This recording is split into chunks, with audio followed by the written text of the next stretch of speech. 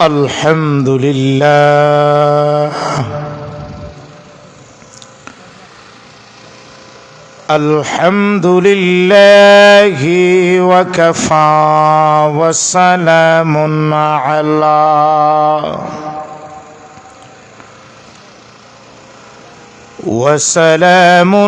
على عباده الذين اصطفى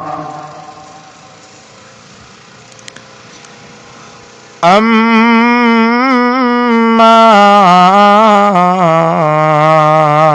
بعد فأعوذ بالله من الشيطان الرجيم بسم الله الرحمن الرحيم سبحان الذي أسرى بعبده ليلا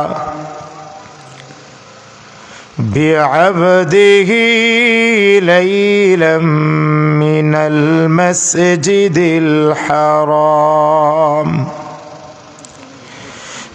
المسجد الحرام إلى المسجد الأقصى الذي باركنا حوله لنريه من آياتنا إنه هو السميع البصير صدق الله مولانا العظيم صلى الله على سيدنا ومولانا محمد وعلى آله وأصحابه وسلم سبحان الله وبحمده سبحان الله العظيم لا إله إلا الله محمد رسول الله الحمد لله রায়পুর ইসলামী যুব ফোরাম চতুলবাজার খানাইঘাট সিলেটের পঞ্চমতম তাফসীরুল কোরআন মাহফিলের বর্তমান অধিবেশনের অত্যন্ত শ্রদ্ধাভাজন সম্মানিত সভাপতি সাহেব দামাত বারাকাতুহুম বারাকাল্লাহু ফি হায়াতিক, উপস্থিত জাতির কর্ণধার উলামায়ে কেরাম, সামনে উপবিষ্ট আমার মুরব্বিয়ান, সর্বস্তরের সুধীবৃন্দ এবং বিশেষ করে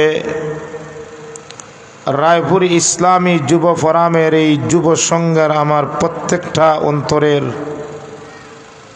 প্রিয় মহব্বতের ভালোবাসার যুবক ভাইরা, যাদের অক্লান্ত পরিশ্রমে,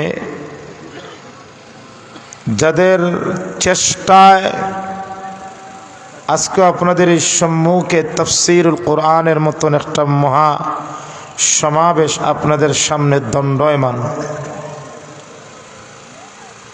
অকারণে সর্বপ্রথম সেই মহান আল্লাহর শুকরিয়া আদায় করি যে আল্লাহ রব্বুল আলামিন আমারে আপনারে এই তাফসীরুল কোরআন মাহফিল ও বসার বলার শোনার সুযোগ করে দিয়েছেন। সেই জন্য সবাই অন্তরের অন্তঃস্থল থেকে আল্লাহর শুকরিয়া আদায় করি, সবাই বলি আলহামদুলিল্লাহ। মুহতারাম হাজিরিন, এটা পঞ্চমতম তাফসীরুল কোরআন, আর সম্ভবত প্রতি বৎসরই মনে হয় আমার এখানে আসা হয়। কারণ এখানে যে যুবক, এই যুবক সংঘের সভাপতি, সেক্রেটারি, বিশেষ করে আমার এই সালমান ভাই, আলমগীর ভাই, এমনকি আমি যখন জোহরের পরে গোসল করি, গোসল থেকে এসে দেখি ওমান থেকে মুসা ভাই ফোন দিছেন, আপনাদের এই সাবেক সভাপতি মুসা ভাই ফোন দিয়ে বলছেন যে হুজুর আপনি যাবেন, কোন সময় যাবেন, তাড়াতাড়ি ইনশাল্লাহ যাবেন, আর আমার জন্য দোয়া করবেন। এই যে আপনাদের যুবকদের আন্তরিকতা, ভালোবাসা, এটা কি ভুলার মতন বলুন তো আপনারা? তখন আমি দোয়া করি আল্লাহ যেন আমার প্রতি ভালোবাসাটাকে আল্লাহর জন্য করে দেন, সবাই বলি আমিন। এবং আল্লাহ যেন এই প্রত্যেকটা যুবকরে, এই সংগঠনটারে আল্লাহ যেন দিনের জন্য এবং এই দিন কোরআনের জন্য সারা পৃথিবীর যেন এই সংগঠনের মাধ্যমে আল্লাহ দিনের খেদমত করার তৌফিক দেন, সবাই বলে আমিন। মুহতারাম হাজিরিন, বর্তমান যেই মাস চলে, মাসের নাম হইল রজব মাস। এই রজব মাসে আল্লাহ রব্বুল আলামিন আল্লাহর নবীকে একটা ঐতিহাসিক শিক্ষারী একটা ঘটনা ঘটাইছেন, একটা সফর করাইছেন। যেই সফরটা আল্লাহর নবীজিরে এই মাসে করাইছেন, এবং যেই সফরের কথা আল্লাহ পবিত্র কোরআনের মধ্যে আল্লাহ আলোচনা করেছেন। এবার বলুন তো সেই সফরটার নাম কি? না জোরে বলুন না, আরো জোরে বলুন। এই সফরটার শুধুমাত্র মেয়ারাজ বলে সীমাবদ্ধ করাটা ঠিক না। এই শিক্ষণীয় ঐতিহাসিক এই ভ্রমণটাকে দুই ভাগে ভাগ করা। প্রথম বলবো সফরের সংক্ষিপ্ত পরিচয় এবং কতদিন সময় লেগেছে, এবং এই সফরটা কি বাস্তবে শরীরে ছিল না স্বপ্নে ছিল। আর 3 নম্বর, সফরে আমাদের কি শিক্ষা দেয়, এই বিষয়ে আপনাদের সম্মুখে কিছু আলোচনা করার ইচ্ছা রাখি। আল্লাহ যেন আমাকে তৌফিক দেন, সবাই বলি আমিন। মুহতারাম হাজিরিন, রজব মাসের 27তম রাত্রিতে আল্লাহ নবীজির যেই সফরটা বা যেই ভ্রমণটা করাইছে, এই ভ্রমণটাকে আমরা স্বাভাবিকভাবে বলি মেয়ারাজ। এটা মেয়ারাজ ঠিক, কিন্তু শুধুমাত্র মেয়ারাজ বললে হবে না। এই সফরটাকে দুই ভাগে ভাগ করা হয়েছে। কয় ভাগে ভাগ? দুই ভাগে। 1 নম্বর ইসরা, আর আরেকটা এই একই সফর, তবে আরেকটা পদ্ধতির নাম হইল মেয়ারাজ। একটা হইল ইসরা, আর একটার নাম কি? জুড়ে বলুন। একটা ইসরা, আর একটার নাম কি? মেয়ারাজ। ইসরা বলা হয় রাত্রিকালে দুনিয়ার যে ভ্রমণটা হয়েছে, জমিনের ভ্রমণ, এটাকে বলা হয় ইসরা। অর্থাৎ মসজিদে হারাম থেকে মসজিদে আকসা পর্যন্ত এই ভ্রমণটাকে বলা হয় ইসরা। আর আরেকটা ভ্রমণ যেটা মেয়ারাজ, মেয়ারাজ বলা হয় মসজিদে আকসা থেকে ঊর্ধ্ব জগতের যে ভ্রমণটা হয়েছে, এটাকে বলা হয় মেয়ারাজ। তাহলে ভ্রমণের পদ্ধতি কয়টা? জুড়ে বলুন, কয়টা? দুইটা। 1 নম্বর নাম ইসরা, দুনিয়ার ভ্রমণের নাম ইসরা, আর ঊর্ধ্ব জগতের ভ্রমণের নাম মেয়ারাজ। এবার আসুন, এই ভ্রমণের সময়কাল কতদিন? সময় কতদিন লাগছে দেখেন। মসজিদে হারাম মানে সৌদি থেকে মসজিদে আকসা মানে ফিলিস্তিন, তখনকার যেতে সময় লাগতো 1 মাস। কতদিন? 1 মাস। এরপরে মসজিদে আকসা থেকে 7 আসমান, জান্নাত, জাহান্নাম, আরশ, এরপরে আর কত জিনিস নবীজি দেখছেন। এই দুইও সফরে যুক্তি চায় রাত্রের কিছু অংশে এটা ঠিক মানে সম্ভব চায় না, অথচ আল্লাহ বলেছেন রাত্রের কিছু অংশে আল্লাহ ভ্রমণ করাইছেন। ঠিক না বে ঠিক? জুড়ে বলো না ঠিক না বে ঠিক? এই এত লম্বা ভ্রমণটা কি 1 মাস না 2 মাস না রাত্রের কিছু অংশে? অথচ তখনকার সময়ে শুধুমাত্র মসজিদে হারাম থেকে আকসা যাইতে সময় লাগতো কতদিন? 30 দিন। এই 30 দিন সময়টাকে আল্লাহ রাত্রের কিছু অংশ করাইছেন, যখন তথ্য প্রযুক্তির কোনো চুয়া ছিল না, হেলিকপ্টার বিমান রকেট ছিল না, সেই সময়ে রাত্রের কিছু অংশে আল্লাহ ভ্রমণ করাইছেন। যুক্তির আলোকে এই কথাটা আমাদের বুঝতে অসুবিধা হয়। ঠিক না ঠিক? এখন আমি যদি আপনাদেরকে বলি আমি সুনামগঞ্জ থেকে আপনাদের রায়পুর আসছি, মাত্র সময় লাগছে 20 মিনিট, আমার এই কথাটা আপনারা বিশ্বাস করবা না? জোরে বলুন না। সেও বিশ্বাস করতা না। হুজুর বলেন কি? হেলিকপ্টার দিয়ে আসলো 20 মিনিটে সম্ভব না, অথচ নবীজির 1 মাসের দূরত্বর সফর রাত্রের কিছু অংশ আল্লাহ ভ্রমণ করাইছেন। এখন সময় লাগছে কতটুকু? একটা তসলিমি জবাব মেটা আল্লাহ দিয়েছেন, এটা ঈমানের বিষয়। আল্লাহ ফরমান সুবহানাল্লাযী আসরা বিআবদিহি লাইলাম মিনাল মাসজিদিল হারামি ইলাল মাসজিদিল আকসা। আল্লাহ ফরমান পুত পবিত্র সে আল্লাহ, যে আল্লাহ তার হাবিব মুহাম্মদ সাল্লাল্লাহু আলাইহি ওয়াসাল্লামকে মসজিদে হারাম থেকে মসজিদ আকসা পর্যন্ত দীর্ঘ লম্বা এই সফরে আল্লাহ নবীজিকে রাতের কিছু অংশে আনন্দ চিত্রে ভ্রমণ করিয়েছেন। সারা রাত না রাতের কিছু অংশ? সময় লাগতো কতদিন? আর আল্লাহ করাইছেন কতদিনে? এটা আপনারা বিশ্বাস ও না কোনো সন্দেহ আছে? এখানের যদি সন্দেহ লাগে সাথে সাথে কাফির, এটা কোরআন দ্বারা প্রমাণিত। এটা 1 মাসের দূরত্বর সফরে আল্লাহ করাইছেন রাত্রের কিছু অংশে। আসরা শব্দের অর্থ হলো যে রাত্রে ভ্রমণ করা। এরপরে আল্লাহ মানুষে ভাবতে পারে মনে হয় সারা রাত, আল্লাহ বলেন না সারা রাত না, লাইলান। আল্লাহ লাইলান শব্দ দ্বারা বুঝাইছেন সারা রাত না, রাতের কিছু অংশে। ঠিক না ঠিক? তাহলে এটা আহলে সুন্নাত ওয়াল জামাতের আকীদা হলো এর উপর বিশ্বাস করা। তোমার যুক্তি ধরুক আর নাই ধরুক, এর উপর ঈমান আনাটাই হলো আমাদের মুসলমানের দাবি। যখন ঠিক না ঠিক? আরো জোরে বলো ঠিক না ঠিক?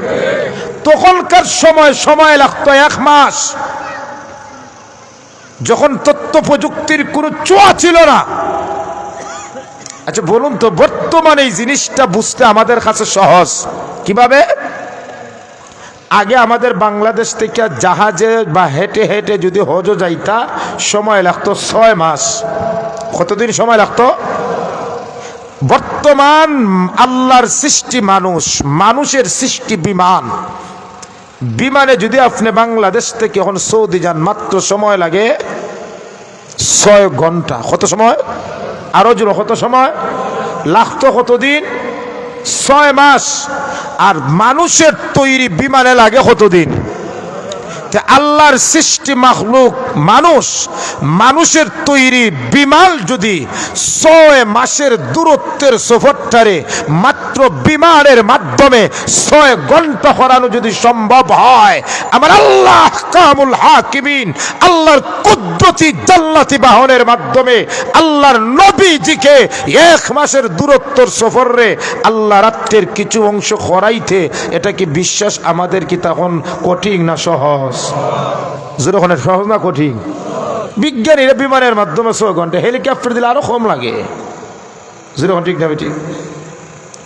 বাইরে লক্ষ্য করুন, যখন তথ্য প্রযুক্তির কোনো যুগ ছিল না, ছোঁয়া ছিল না, সেই সময় সাহাবায়ে কেরামে যখন এই ঘটনা শুনেন, তখন অনেক সাহাবায়ে কেরাম এই ঘটনাটাকে হাও বলেন না, নাও বলেন না, চিন্তায় লিপ্ত। এত লম্বা সফর, নবীজি বলেছেন রাতের কিছু অংশে, এটা কিভাবে সম্ভব? অনেকে হাও বলেন নাই, নাও বলেন নাই, সন্দেহ হইয়া যায়, কারণ তখন তো তথ্য প্রযুক্তির যুগ ছিল না, ঠিক না বেঠিক? কিন্তু বর্তমান তথ্য প্রযুক্তির এই জমানায় এই কথাটা আমাদের জন্য বিশ্বাস করতে এত কঠিন না, সহজ। দোহা স্টেডিয়ামে, কাতারে দোহা স্টেডিয়ামে ফিফা ফুটবল বিশ্বকাপ খেলা হয়, আর বাংলাদেশে গড়ের কোনায় লেফের তোলে সাধারণ মোবাইল স্ক্রিনে সরাসরি আমরা লাইভ দেখি না, ঠিক না বেঠিক? জোর এখন ঠিক না বেঠিক? হ্যালো বললে সরাসরি আমেরিকায় হ্যালো শোনা যায় মোবাইলের মাধ্যমে। একটা রকেট এখন সারা পৃথিবী ভ্রমণ করতে ঘন্টাখানিক সময় লাগে। মানুষের তৈরি যদি রকেট পৃথিবীটা ভ্রমণ করতে ঘন্টা সময় লাগে, আমার আল্লাহ আহকামুল হাকিমিন নবীজিরে কুদরতের বাহনের মাধ্যমে, জান্নাতি বাহনের মাধ্যমে 1 মাসের দূরত্ব ভ্রমণ করাইতে রাত্রের কিছু অংশ সম্ভব না কঠিন? জোরে বলুন না, সম্ভব। এটাই হলো বিশ্বাস। নবী বলেছেন, আল্লাহ বলেছেন। 2 নম্বর হলো তসলিমি জবাব, হুজুর আখলে ধরে না। কারণ নবীজি 30 দিনের সফর, এক রাত্রের কিছু অংশে, এরপরে 7 আসমানও গেলা, নবীদের সাথে কত কথা সাক্ষাৎ হইছে। নবীজি নামাজ পড়াইলা, আল্লাহর কাছে গেলা, আল্লাহর সাথে সরাসরি সাক্ষাৎ হল্লা, কথাবার্তা হইছে। আসার সময় জান্নাতও গেলা, জাহান্নামও গেলা, জান্নাত দেখছুন, জাহান্নাম দেখছুন, জাহান্নামও অনেক শাস্তি দেখছুন। এটা তো এক রাত্রে সম্ভব না, অত কিছু এক রাত্রে ক্লিয়ার করে লিবা। যখন একটা প্রশ্ন জাগে না, জাগে না? আমি বলবো রে মুসলমান, আল্লাহ যখন আল্লাহর নবীজিকে যেই রাত্রিতে আল্লাহ কুদরতি ভাবে আমন্ত্রণ করে যখন আল্লাহ নিয়ে যান, সেই রাত্রিতে আল্লাহ তামাম পৃথিবী বিষয়, তামাম পৃথিবীটাকে আল্লাহ স্থির রেখেছিলেন, স্থির। আল্লাহ সূর্যকে বলেছিলেন, ওরে সূর্য, আগামী ভোর বেলায় তুমি উঠবে না, যেভাবে আসো সেভাবেই থাকো। চন্দ্রকে বলেছিলেন, ওরে চন্দ্র, যেভাবে আসো সেভাবেই থাকো, স্থির থাকো, নড়াচড়া করবে না। নক্ষত্রকে আল্লাহ বলেছেন, ওরে নক্ষত্র, যেভাবে আসো সেভাবেই থাকো, কোনো নড়াচড়া করবে না। জমিনকে আল্লাহ বলেছেন, ওরে জমিন, যেভাবেই আসো সেভাবেই থাকো, নড়াচড়া করবে না। পৃথিবীর সমস্ত ঘুমন্ত মানুষের ঘুমের মধ্যে আল্লাহ লম্বা করে দিয়েছেন, যেভাবে আসো সেভাবেই থাকো। তামাম পৃথিবীর বিষয়গুলোকে আল্লাহ, সব জিনিসকে আল্লাহ স্থির করে, এই স্থিরের মধ্যে আল্লাহ নবীজিকে ভ্রমণ করাইছেন। কতদিন লেগেছে? কমন সময় লেগেছে, এর একমাত্র জ্ঞান আল্লাহর কাছে। তবে সব মূল যে কথা, আল্লাহ রাত্রের কিছু অংশে ভ্রমণ করিয়েছেন, এটা কোরআন দ্বারা প্রমাণিত, হাদিসে মুতাওয়াতির দ্বারা প্রমাণিত। এটাই মুসলমান হিসাবে আমার আপনার বিশ্বাস করা জরুরি, ঠিক না? ঠিক। 3 নম্বর যে বিষয়টা, সময়ের আমি সংক্ষেপে ঠাস দিছি, যে নবীজির এই ভ্রমণটা স্বপ্নে হইছে না বাস্তবে জিসমানি হইছে? সশরীরে হইছে না বাস্তবেই, বলতে মানে স্বপ্নে গেছে? কারণ আমরা ঘুমাইয়া অনেক কিছুই দেখি, ঠিক না? আপনি ঘুমাই দেখতেছেন হেলিকপ্টার, বিমান চালাইতেছেন, ড্রাইভিং করতেছেন আপনি, মানে হেলিকপ্টার পুরা পাইলট হয়েছেন আপনি। আসমান বিমানে ঘুরাইতেছেন, সাজের উপরে যাইতেছেন, হঠাৎ করে বিমানটা সাজের একটু ধাক্কা খাইছে মেঘের সাথে, আপনার ঘুম ভাঙি গেছে। আর ঘুম থেকে উঠতে দেখেন লুঙ্গি একদিকে আর আপনি আর একদিকে, ঠিক না? ঠিক। অথচ ঘুমো কোন জায়গাতে আসলা? বিমানের পাইলট। আর ঘুম থেকে উঠতে দেখো ফারা হাতার নিচে ঘুমো। এটা স্বপ্নে না জিসমানি? তো স্বপ্নে মানুষ অনেক কিছুই দেখে, এটা আশ্চর্য বিষয় না, ঠিক না বেঠিক? কিন্তু নবীজির যে মেরাজ, এটা রুহানি ভাবে না, স্বপ্নের মাধ্যমে না, সরাসরি জিসমানি। কারণ কুরআনের 2টা আয়াত আমাকে বলে এটা রুহানি না জিসমানি। এক শব্দ সুবহান, সুবহান শব্দ আল্লাহ এটা বলেছেন, এটা আশ্চর্য অলৌকিক শিক্ষা সফর ছিল, সুবহান বলেছেন।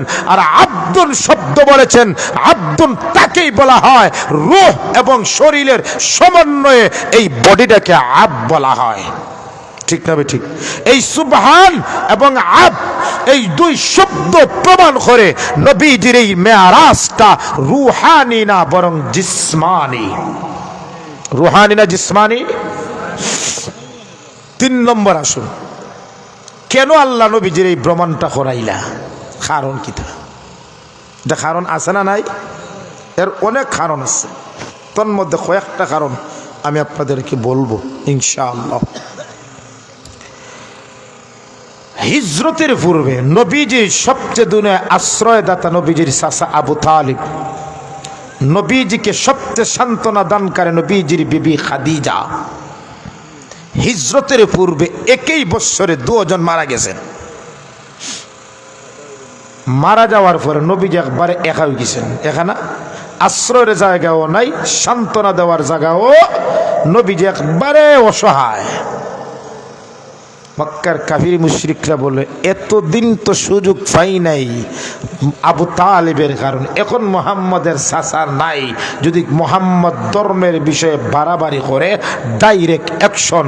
মক্কার কাফির মুশরিকরা নবীর বিরুদ্ধে এত অত্যাচার শুরু করা আরম্ভ করলো, নবীর উপর শারীরিক মানসিক নির্যাতন আরম্ভ করলো, শেষ পর্যন্ত নিজে নবীজি জন্মভূমি মক্কা ছেড়ে তায়েফের দিকে নবীজি রওনা হয়ে গেছেন। তায়েফ গেছেন 2 কারণে। 1 নম্বর যেন তায়েফের মানুষ নবীজির আশ্রয় দেয়, 2 নম্বর তাবলীগের কাজের জন্য। কয়টা কারণে গেছেন? 1 নম্বর আশ্রয়, আর 2 নম্বর দ্বীনের তাবলীগের কাজ করার জন্য। কিন্তু নবীজি তায়েফ যাওয়ার পরে, নানার দেশে যাওয়ার পরে ভাবছেন ওনারা আমাকে আশ্রয় দিবে, আমার দিন গ্রহণ করবে, কিন্তু দেখা যায় ঘটনা বিপরীত। তায়েফের মানুষ নবীজি দাওয়াত দেন, তারা দাওয়াত তো কবুল করবো তো দূরের কথা, তারা নবীজিকে মানে বিপরীতে নবীর উপর শারীরিক মানসিক নির্যাতন শুরু আরম্ভ করলো। তায়েফের জমিন, তায়েফের পাহাড়ের কঙ্করের আঘাতে নবীজির শরীর রক্তে রঞ্জিত করে ফেললো, নবীজির সমস্ত শরীরটা রক্ত রঞ্জিত হয়ে যায়। তায়েফের যুবকরা নবীজিরে কঙ্কর মেরে মেরে তায়েফের জমিন থেকে নবীজিকে বের করে দেয়। নাউজুবিল্লাহ বলেন না।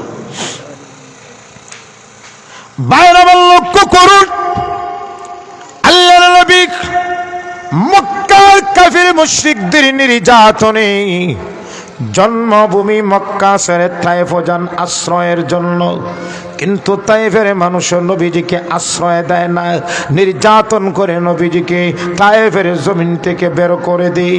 আল্লাহর নবী চিন্তিত হয়ে গেলেন, মনকুল্ল হয়ে গেলেন। জন্মভূমিও জায়গা হইল না, নানার দেশও জায়গা হইল না, নবীজি খুব চিন্তিত। নবীজির সফর সঙ্গী ছিলেন হযরত যায়েদ রাদিয়াল্লাহু তাআলা আনহু। হযরত যায়েদ রাদিয়াল্লাহু তাআলা আনহু বলেন, নবীজি মক্কার মানুষ আপনাকে সম্মান দেয় নাই, তায়েফের মানুষ আপনাকে সম্মান দেয় নাই, জমিন থেকে বের করে দিয়েছি। ওগো নবীজি, এখন আপনি যাবেন কোথায়? এখন আপনি জোরে বলুন, এখন আপনি? যখন আল্লাহর নবীজিকে যায়েদ রাদিয়াল্লাহু তাআলা এই প্রশ্নটা করেন, নবীজি বিব্রত বোধ অনুভব করেন, বিব্রত বোধ হয়ে যান।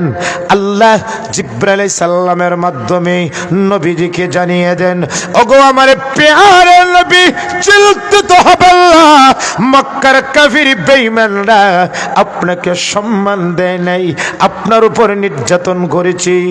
তায়েফের বেঈমানরা আপনাকে সম্মান দেয় নাই, আপনার উপর নির্যাতন করেছি, আপনি মন ক্ষুণ্ণ হবেন না। আমি আল্লাহ আপনাকে এত সম্মান দিব, এত মর্যাদা দিব, এমন আশ্রয় দিব, জিন্দিগিতে আপনি ছাড়া কাউকে এত সম্মান দেই নাই। অপেক্ষা করো, আর সেই অপেক্ষায় সেই সম্মানটাই আল্লাহ নবীজিকে ইসরা এবং মেরাজের সফরের মাধ্যমে আল্লাহ দিয়েছেন। জরুর ঠিক না বেটি? একবার ডাইরেক্ট আল্লাহর কাছে নিছেন, চিন্তা করো না, তারা সম্মান দেয় না, এটা আল্লাহ আপনি চিন্তিত হবেন না। আমি আল্লাহ আপনাকে কুদরতি বাহনের মাধ্যমে আরশে মুআল্লায় আমি আল্লাহ নিয়ে আসব, সম্মান আপনাকে দিব। জোরে ওখানে ঠিক না বেটি? না আরো জোরে বলুন না। সম্মান দিছেন না দিছেন না? 2 নম্বর কারণ, লিনুরিয়াহু মিন আয়াতিনা, আমার অলৌকিক কিছু জিনিস আমার নবীজিকে ইসরা এবং মেরাজের মাধ্যমে দেখাইছি, ঠিক না ঠিক? 3 নম্বর কারণ, জমিন নিচে আসমান উপরে, ঠিক না ঠিক? জমিনের সম্মান কম না আসমানের সম্মান কম? সম্মান বেশি আসমানের না জমিনের? জোরে বলুন না। হ্যাঁ, আপনার ফাওয়ের জুতার সম্মান বেশি না টুপির সম্মান বেশি? 5 টাকা দামের টুপিও যদি মাথার দেন আর 10,000 টাকা দামের জুতাও যদি মাথায় দেন, তাহলে জুতার থেকে জুতার জায়গাতে আছে, কিন্তু টুপিটা নিচে রাখতার টিকে সম্মান দিবা। যেরকম ঠিক না ঠিক? আল ইয়াদুল উলিয়া খায়রুম মিন ইয়াদিস সুফলা, কারণ টুপিটা হইল সম্মানী জাকাত উপরে, যার কারণে টুপির সম্মান 6,000 টাকা জুতার চেয়েও বেশি, ঠিক না ঠিক? আসমান সম্মান বেশি, কারণ আসমানটা উপরে আর জমিনটা তাকে নিচে, কোনো সম্মানটা কম, ঠিক না ঠিক? একদিন জমিন বলে আসমান রে, ওরে আসমান তুমি উপরে, আমি জমিন নিচে, সেই দিক দিয়ে তোমার সম্মান বেশি, আমার জমিনের সম্মান কম। আসমান একদিন গর্ব করে বলেন, জমিন একদিন গর্ব করে বলে, ওরে আসমান আজ আমি জমিন তোমার আসমানের চেয়ে সম্মানী হয়ে গেলাম। আসমান বলে, ওরে জমিন আমি উপরে, তুমি মানুষের বনি আদমের পায়ের নিচে, তুমি কিভাবে সম্মানিত হইলে? জমিন বলে, ওরে আসমান আজ আমার জমিনের মধ্যে এমন একজন মহামানবের কদম পড়েছি, উনার কদমে আমি নবী, আমি উনার কদমে আমার জমিনটা ধন্য হয়ে গেছে, উনার কদমে আমার জমিনটা এত সম্মান হয়েছে। তোমার আসমানের চেয়ে আমার জমিনের সম্মানটা এখন বেড়ে গেছে। আসমান আল্লাহকে বলেন, আল্লাহ যে নবীজির কদমে জমিনটাকে ধন্য করেছো, সম্মানটা বাড়িয়ে দিয়েছো, আল্লাহ সেই নবীর কদমে আমার আসমানটারে একদিন ধন্য করাও। আল্লাহ বলেন, অপেক্ষা কর, সময় মতো ঠিকই আমার নবীজিরে, তোমার নবীজির কদমে তোমার আসমানকেও ধন্য করব। আর সেই সময়টা ছিল মেরাজের রাত্রিতে, আল্লাহর নবী যখন আসমান ভ্রমণ করেন, ঠিক না ঠিক? আরো অনেক কারণ আছে, সময় নাই, ওই সমস্ত কারণে আল্লাহ মেরাজ করাইলেন। 1 নম্বর কারণ, নবীজির সম্মান দিয়েছেন।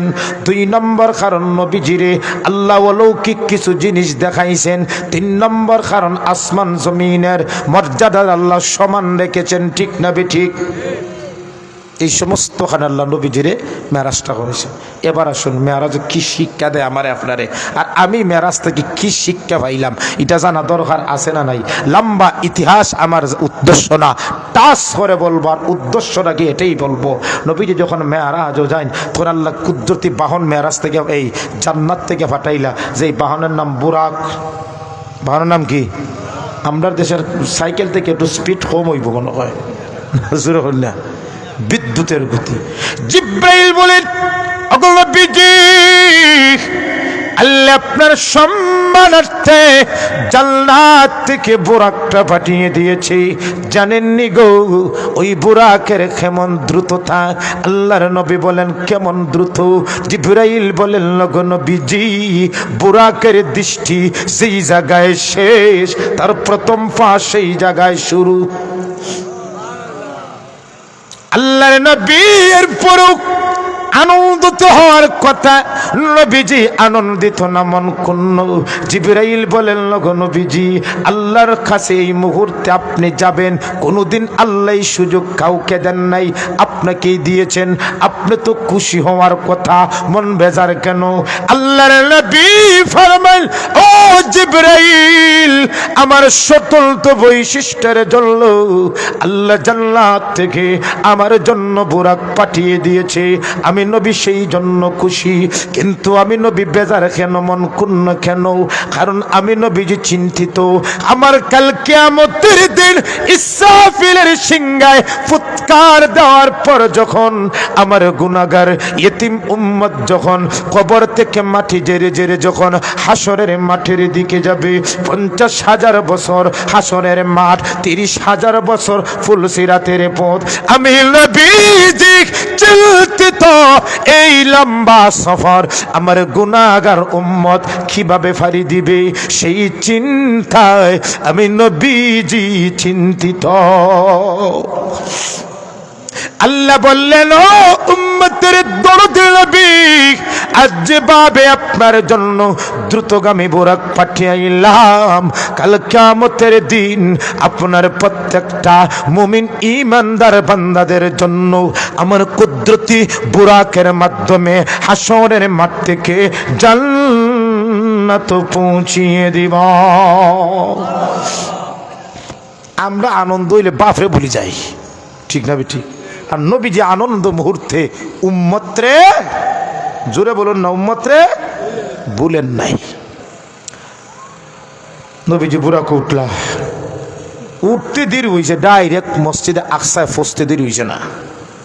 সুবহানাল্লাহ কইনি না? আরো জোরে বলুন না।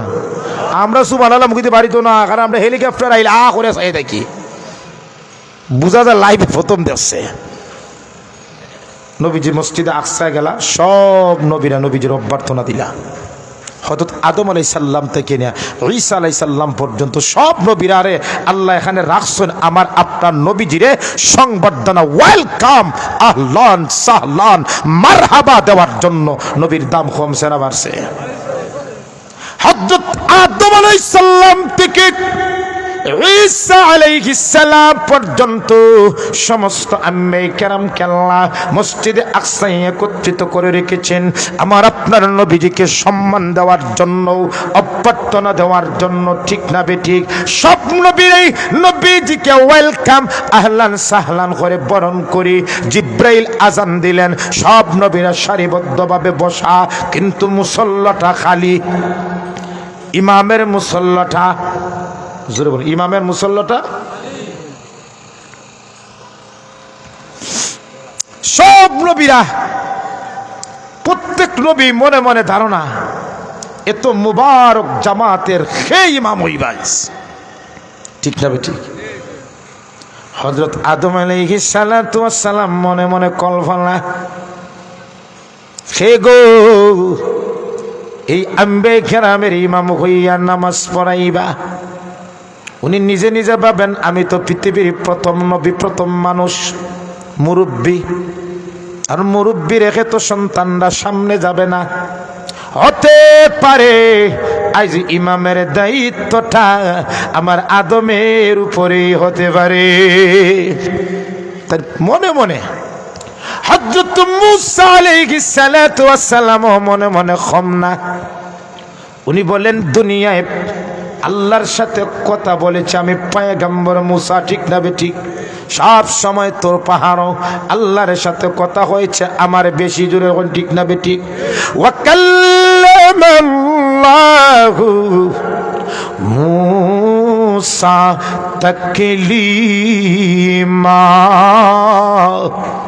মূসা বলেন আল্লাহর সাথে আমার একটা সম্পর্ক আছে, হতে পারি, সেই সম্পর্কের কারণে আল্লাহ আজ ইমামের দায়িত্বটা আমাকেই দিতে পারেন।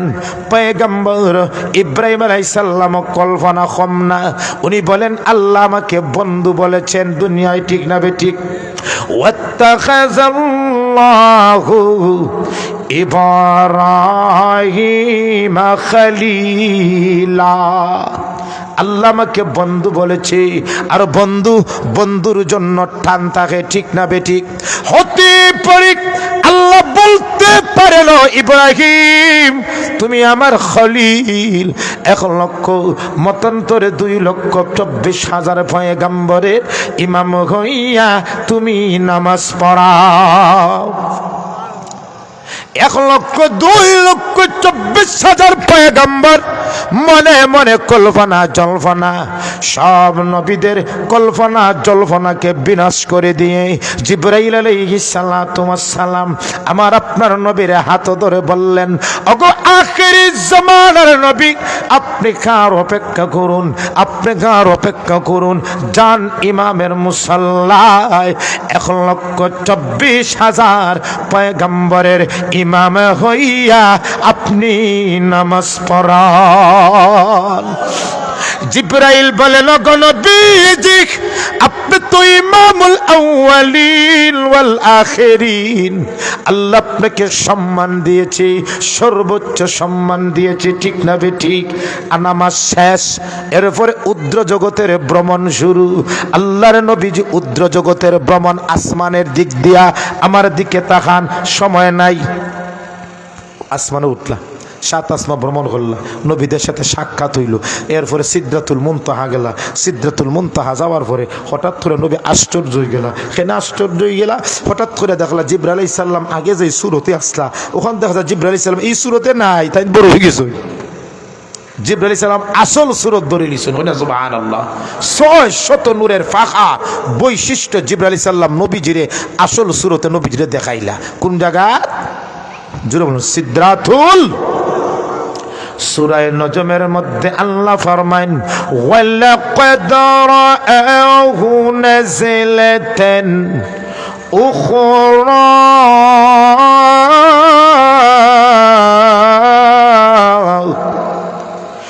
ইনদা সিদরাতিল মুনতাহা عندها جنة المأوى। সিদরাতুল মুনতাহায় আল্লাহর নবীজি জিবরাইলকে সশরীরে দ্বিতীয়বারের মতন দেখেন। আল্লাহর নবীজি সামনে অগ্রসর হন, জিবরাইল জান্নাত স্টপ। নবীজি ফরমান, ও জিবরাইল থেমে গেল কেন? আসুন আমার সাথে। জিবরাইল ফরমান, ওগো নবীজি, সিদরাতুল মুনতাহার অতিক্রম করার পারমিশন আল্লাহ আপনি ব্যতীত কোন নবী রাসূলকে, কোন ফেরেশতাকে, এমনকি আমি জিবরাইলকেও অনুমতি দেন নাই।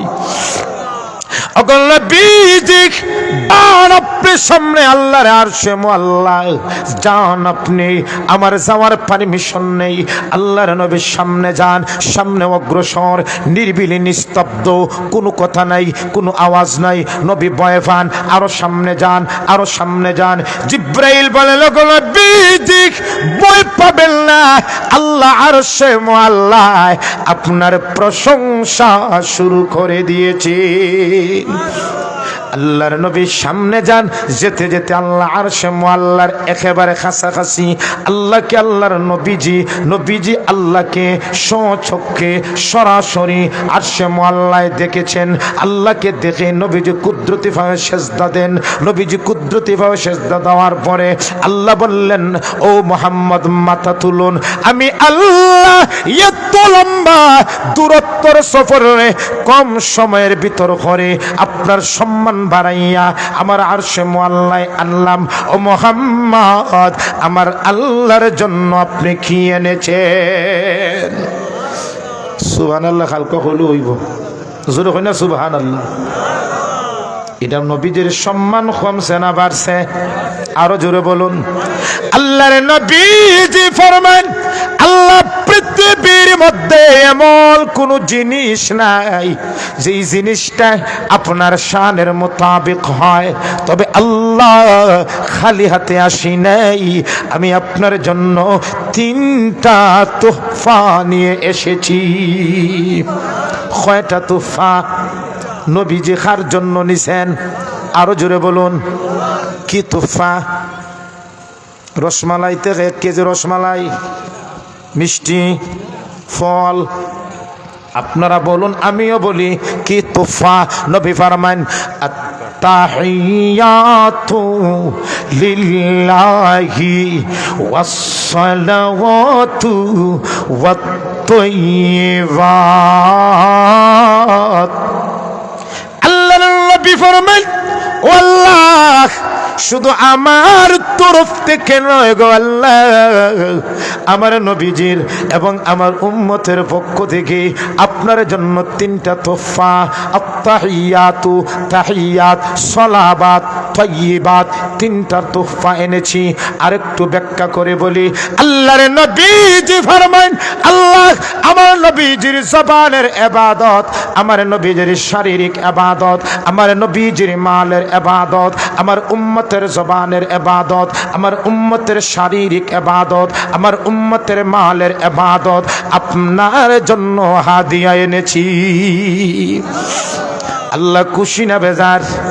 আল্লাহ বলে, লোগো নবীজি আপনি কি চান বলুন, যা চাইবেন আমি আল্লাহ আপনাকে তাই দিয়ে দিব। আল্লাহর নবীজি নিজের জন্য কিছু চান নাই, নিজের ফাতেমার জন্য কিছু চান নাই, হাসান হুসাইনের জন্য কিছু চান নাই, নিজের পরিবারের জন্য কিছু চান নাই। আল্লাহর নবী ফরমায়েন, আল্লাহুম্মা উম্মতি, আল্লাহুম্মা উম্মতি, আল্লাহ আমার গুনাহগার ইয়তিম উম্মতের মাগফিরাত চাই। আল্লাহ ফরমাইন, উম্মতের দরদি নবী, যাও আমি আল্লাহ আপনার খাতিরে সুপারিশে আপনার উম্মতের মধ্যে 3/1 যারা ঈমান এনেছে তাদেরকে বিনা হিসাবে জান্নাত দিয়ে দিব। এরপরে আল্লাহ আরো অনেক কথা বলেছেন। আল্লাহ ফরমাইন, ওগো নবীজি শুধু তাই না, এটা তো দিয়েছি আপনার উম্মতকে, এখন আমার পক্ষ থেকেও আপনার নবীজি আমাকে দিয়েছেন 3টা তোহফা, এখন আমার পক্ষ থেকেও আপনাকে দিলাম 3টা তোহফা। আল্লাহ বলেন, ওগো নবীজি আমার আল্লাহর পক্ষ থেকে 3টা হাদিয়া গ্রহণ করুন। আল্লাহ ফরমায়েন, আসসালামু আলাইকা আইয়ুহান নাবিয়্যু ওয়া রাহমাতুল্লাহি ওয়া বারাকাতুহু। আল্লাহ ফরমায়েন, আমার পক্ষ থেকে 1 নম্বর সালাম, রহমত, বরকত, এই 3টা আপনাকে হাদিয়া দিলাম। আল্লাহর নবীজি যখন দেখেন আল্লাহ তো শুধুমাত্র আমার উপর রহমত বরকত নাজিল হক বলেছেন, আমার উম্মতের কথা তো বলেন নাই। আল্লাহর নবীর সাথে সাথে বলেন, ওগো আল্লাহ আপনার রহমত সালাম বরকত শুধুমাত্র আমার উপর না, বরং আসসালামু আলাইনা ওয়া আলা ইবাদিল্লাহিস সালিহিন। আল্লাহর নবীজি ফরমায়েন, আল্লাহ আপনার রহমত বরকত সালাম আমার উপর নাজিল হোক, আমার উম্মতের সালিহিন নেককারদের উপর নাজিল হোক। জোরে কই না সুবহানাল্লাহ। আল্লাহ নবীজির সাথে কথা হইছে, একবারে কাছাকাছি কথা, একবারে কাছাকাছি। কেমন কাছাকাছি? মনে হয় 1-2 কিলোমিটার দূর হইব না, কাছাকাছি। কেমন কাছাকাছি? সূরা নজমের মধ্যে আল্লাহ ফরমান, ওয়ান নাজমি ইযা হাওয়া মা দাল্লা সাহিবুকুম ওয়া মা গাওয়া ওয়া মা ইয়ানতিকু আনিল হাওয়া ইন হুয়া ইল্লা ওয়াহয়ু ইউহা আল্লামাহু শাদীদুল কুওয়া যু মিররাতিন ফাস্তাওয়া ওয়া হুয়া বিল উফুকিল আ'লা। কেমন কাছাকাছি? আল্লাহ ফরমাইন, সুম্মা দানা ফাতাদাল্লা ফাকানা কাবা কাউসাইনি আও আদনা। আল্লাহ ফরমান, আল্লাহ এবং নবীজির দ্বিপাক্ষিক আলোচনা, সরাসরি আলোচনার মধ্যে পার্থক্য ছিল, ব্যবধান ছিল একটা ধনুকের ব্যবধান ছিল। এত নবীজি এবং আল্লাহ কাছাকাছি ছিলেন, ঠিক না বেঠিক? আল্লাহ এবং নবীজি খুব কাছাকাছি ছিলেন এবং এমন কথাবার্তা বলেছেন, নবীজি চোখে আল্লাহকে দেখেছেন, ঠিক না বেঠিক? এরপরে আল্লাহ নবীজিকে ফরমাইন, ওগো নবীজি, অনেক আর কথা হয়েছে, সময় নাই। আল্লাহ নবীজিরে ফরমাইন, ওগো নবীজি, এত লম্বা দূরত্ব সফর করাইয়া ইসরা মেরাজ করাইলাম, আপনাকে আমার হাদিয়া দিলাম, আপনি আমাকে হাদিয়া দিলেন, আপনার সম্মান আমি বাড়াইয়া দিলাম। এবার শুনুন, আপনার এবং আপনার উম্মতের জন্য আমার পক্ষ থেকে হাদিয়া নেন। 4টা হাদিয়া। কটা হাদিয়া? সময় না। কটা হাদিয়া? 1 নম্বর হাদিয়া, ওগো নবীজি, আপনার এবং আপনার উম্মতের জন্য 1 নম্বর হাদিয়া, দৈনিক 50 ওয়াক্ত নামাজ। খেয়েও সুবহানাল্লাহ নাই? না না, সুবহানাল্লাহ আমরা কইতাম না তো, কারণ 5 ওয়াক্তই পড়তে পারি না। হুজুর সুবহানাল্লাহ বলবো কিভাবে? কারণ 5 ওয়াক্ত তো আমাদের পড়া সম্ভব হয় না, আর আল্লাহ 50 ওয়াক্ত দিছেন, সুবহানাল্লাহ তো করার কথা না। 2 নম্বর, ওগো নবীজি, আপনার উম্মত যদি শিরিক না করে, যত গুনাহ করে আমি আল্লাহ মাফ করে দিব, কিন্তু শিরিকের গুনাহ মাফ করব না। 3 নম্বর তুফা, সূরা বাকারার শেষ 2 আয়াত নাজিল করেছেন, আমানার রাসূল বিমা উনজিলা ইলাইহি থেকে শেষ পর্যন্ত। 4 নম্বর তুফা, ওগো নবীজি, আপনার উম্মত যদি কোন নেক কাজের নিয়ত করে, সাথে সাথেই আমি আল্লাহ একটা সওয়াব দিয়ে দিব, আর যখন নেক কাজটা করবে 1 এ 10। হাদিয়া কয়টা? 1 নম্বর 50 ওয়াক্ত নামাজ, 2 নম্বর শিরিকের গুনাহ মাফ করবেন না, 3 নম্বর সূরা বাকারার শেষ 2 আয়াত, 4 নম্বর যদি আপনার উম্মত ভালো কাজের নিয়ত করে 1 সওয়াব, আর খাসটা করে নিলে 10 সওয়াব। হাদিয়া কয়টা? নবীজি বিদ্যালয়ে আবার হতে যখন মুসা আলাইহিস সালাম 6ষ্ঠ আকাশ গেইটে বহাত, নবীজি আখটাইলা এখানে আমারে খাওয়া মারছে। পয়গম্বর মুসা বলেন, লগো ও উম্মতের দরদি নবী, ও সম্মানী নবী, আখেরি জামানার নবী, আমি আল্লাহকে দেখতে চেয়েছিলাম। রাব্বি আরিনি আনজুর ইলাইক, আমি আল্লাহকে দেখতে চেয়েছিলাম। আল্লাহ আপনাকে আমাকে দেখা দিন, আমি আপনাকে দেখব। কিন্তু আল্লাহ বলেছেন, লাং তারানি, ও মুসা, দুনিয়ার চর্মচক্ষু দ্বারা আমার আল্লাহকে দেখা সম্ভব না। আমি আশা করেছিলাম, কিন্তু আল্লাহ আমাকে দেখার সুযোগ দেন নাই। কিন্তু আখেরি জামানার নবী, এত সম্মানী আপনি, এত মর্যাদাবান আপনি, আল্লাহকে বলেন নাই, কিন্তু আল্লাহ নিজে আপনার সাথে সাক্ষাতের জন্য আল্লাহর আরশে মহল্লায় আপনাকে নিয়েছেন। আমি মুসা ভাবলাম যে আল্লাহকে আমি মুসার চর্মচক্ষু দ্বারা দেখার সুযোগ হয় নাই, দেখতে পারি নাই। কমপক্ষে যেই নবী আল্লাহকে দেখেছে, কমপক্ষে সেই নবীর চেহারাটা দেখি। যেই নবীর চক্ষু দ্বারা আরশে মহল্লায় আল্লাহকে দেখেছি, কমপক্ষে আমি পয়গম্বর মুসা সেই নবীর চক্ষুটা দেখি। ও আখেরি জামানার নবী, আপনার চেহারাটা, আপনার চোখটা দেখার জন্য আমি মুসা এখনো অপেক্ষমান। ঠিক না? মুসা আলাইহিস সালামে বলেন, আল্লাহ আপনারকে নিয়ে গেছেন, আপনার উম্মতকে কি হাদিয়া দিয়েছেন? নবীজি খুশি জ্বালা, এখন 50 ওয়াক্ত নামাজ। মুসা আলাইহিস সালাম এখন চিন্তা করছিল, লই আসলে আমার বোন ইসরাইলে 3 ওয়াক্ত পড়তে পারছে না দৈনিক। কয় ওয়াক্ত? পয়গম্বর মুসা বলেন, ও আখেরি জামানার নবী, আমার উম্মতে 3 ওয়াক্ত নামাজ সম্ভব হয় নাই। আর আপনার আখেরি জমানার উম্মত, কম্পিউটার ল্যাপটপের জমানায় উম্মত যখন 24টা ঘন্টা ফেসবুকে খাটাইবে, যখন 24টা ঘন্টা ইউটিউবে খাটাইবে, যখন 24টা ঘন্টা ওয়ানডে খেলা দেখবে, যখন 24টা ঘন্টা টি20 খেলা দেখবে, বিপিএলও দেখবে, আপনার আখেরি জমানার উম্মতরা দৈনিক 50 ওয়াক্ত নামাজ পড়া সম্ভব নেই। নবীজি কথা তো ঠিকই, যাও কিছু কমাই আনো। নবীজি গেল আল্লাহর কাছে 5 ওয়াক্ত, আবার আইলা, আবার গেলা এইরকম আল্লাহ নবীজি 9 বার গেছেন আল্লাহর কাছে। যতবারই গেছেন 5 ওয়াক্ত করে কমছে। 5 নং 50 মাইনাস 45 সমান কত?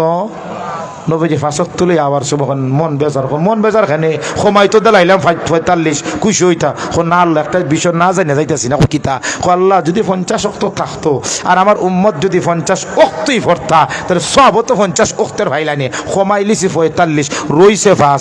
আল্লাহ আমার নবীজির জানার বিষয় হইল সংখ্যার দিক দিয়ে 45 কমছে না সওয়াবের দিক দিয়েও কমছে। আল্লাহ ফরমান ও উম্মতের দরুদ নবী, আপনার উম্মত যদি 5 ওয়াক্ত নামাজ সঠিক সময়ে যথা নিয়মে সুন্নত তরিকায় আদায় করতে পারে, আমি আল্লাহ 5 ওয়াক্ত নামাজের বিনিময়ে 50 ওয়াক্তের সওয়াব দিয়ে দিব।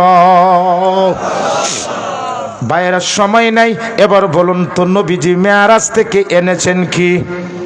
আরো জোরে বলুন, আরো জোরে বলুন।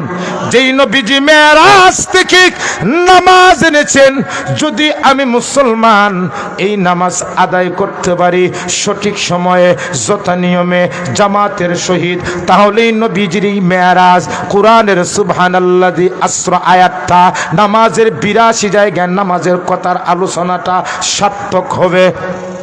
যেরকম ঠিক না ঠিক? ওখানে সবাই নামাজ পড়ার ইচ্ছা আছে তো মেরাজ থেকে হাদিয়া কটা আনছেন? ও 4টা যে শিক্ষার বিষয় কটা আনছেন হাদিয়া? 1 নম্বর নামাজ, 2 নম্বর শিরকের গুনাহ আল্লাহ মাফ করবেন না, 3 নম্বর সূরা বাকারার শেষ 2 আয়াত, 4 নম্বর ভালো কাজের নিয়ত করলে 1 সওয়াব, আর যদি ভালো কাজটা করা হয় 10 সওয়াব। ঠিক না বেঠিক? এই 4টা জিনিস মেরাজ থেকে এনেছেন। সুতরাং মেরাজের এই মাসে, নামাজ ফরজের এই মাসে যারা এখানে আসছেন, আমরা সবাই এই নিয়তটা করতে পারি ইনশাআল্লাহ। হুজুর নিয়ত করলাম, আজ থেকে ওয়াদা করলাম কোনোদিন জানিয়া ইচ্ছাকৃতভাবে কোনোদিন 5 ওয়াক্ত নামাজ ছাড়তাম না। একবার তা হাতটা তুলুকা, সবাই নিয়ত করছে তো ইনশাল্লাহ? যদি হাতটা তুলুন আল্লাহ দেখান, তাহলে আজকের এই তাফসীরুল কোরআন মাহফিল সার্থক, নবীজির মেরাজ সার্থক হবে। আল্লাহ আমাদের সবাইরে 5 ওয়াক্ত নামাজ জামাতের সহিত আদায় করার তৌফিক দাও। সবাই বলি আমিন। পড়বেন তো ইনশাল্লাহ? সবাই নিজে পড়বা, পরিবারেরও পড়ার হুকুম দিবা। ও আখিরি দাওয়ানা আনিল হামদুলিল্লাহি রাব্বিল আলামিন। আসসালামু আলাইকুম ওয়া রাহমাতুল্লাহি ওয়া বারাকাতুহু। নামাজ পরবর্তীতে আবার কার্যক্রম এখানেই সমাপ্ত। নামাজ পরবর্তীতে তৃতীয় কার্যক্রম শুরু হবে। আমরা আপনাদেরকে লাইভের মাধ্যমে দেখানোর চেষ্টা করবো, আপনারা সাথে থাকবেন ইনশাআল্লাহ। গুরুত্বপূর্ণ তাফসীর পেশ করবেন আমাদের রায়পুর ইসলামী যুব ফোরামের 5ম বার্ষিক তাফসীরুল কোরআন মাহফিলের সম্মানিত বিশেষ আকর্ষণ অনর্গল বর্ষী বক্তা, বাংলার যুবকদের আইডল হযরতুল আল্লাম হযরত মাওলানা সাইফুল ইসলাম সাহেব জালালাবাদী। মাগরিবের নামাজ মসজিদে হবে।